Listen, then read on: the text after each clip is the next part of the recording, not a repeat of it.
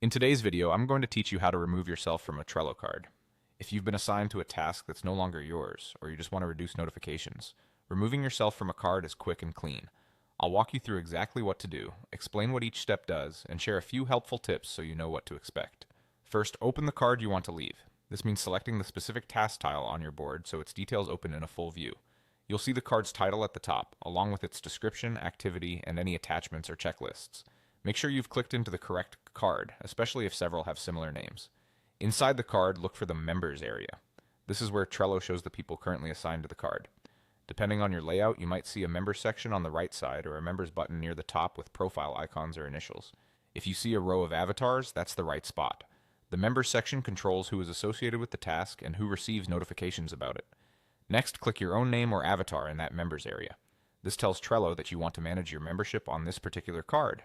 If you don't see yourself listed, that simply means you're not a member of the card and there's nothing to remove. If you are there, selecting your name will reveal options related to your membership. Finally, choose Remove from Card. The wording may appear as remove or a small X next to your avatar, but the action is the same. It unassigns you from the card. Once removed, you will no longer be listed as a member, and you should stop receiving notifications tied to that card's activity. This is a clean way to hand off work without deleting the card or changing other people's access.